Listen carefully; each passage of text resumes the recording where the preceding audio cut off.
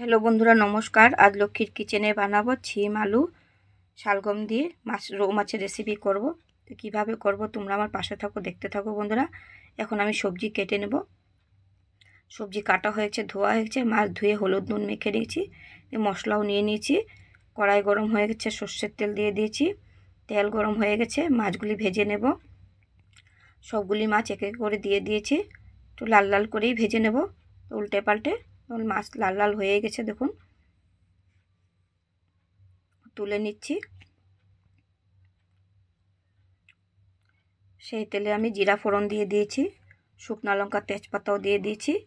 একটু লালচে লালচে হবে। শালগম আলু দিয়ে দেব, চিমটা পরেই দেব। শালগম আলু শক্ত থাকে তাই আগে দিয়েছি। জিরা ধনা লঙ্কার গুঁড়ো হলুদ গুঁড়ো মশলা দিয়ে দিয়েছি। কুচানো রসুন পেঁয়াজ আদা লঙ্কাও দিয়ে দিয়েছি, পরিমাণ মতো নুন দিয়ে দিয়েছি। ভালো করে মশলাটাকে আমি কষিয়ে নেব সবজির সঙ্গে। তো সবজি কষানো হয়ে গেছে, তো শিম দিয়ে দিয়েছি।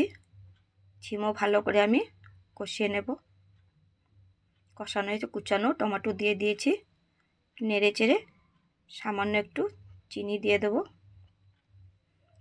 যেহেতু চিনিটা দিয়েছি, শালগম শিম একটু পানসা থাকে তাই দিয়েছি। তো ভাজা হয়ে গেছে, গরম জল দিয়ে দিয়েছি।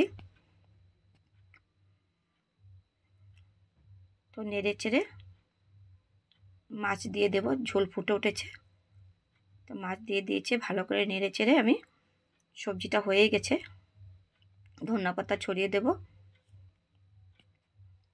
সবজি বয়েল হয়ে গেছে, অন্য প্লেটে তুলে নেব। কেমন হয়েছে বন্ধুরা কমেন্ট করে জানিও কেমন হয়েছে। ভালো লাগলে লাইক অ্যান্ড সাবস্ক্রাইব করে দিও।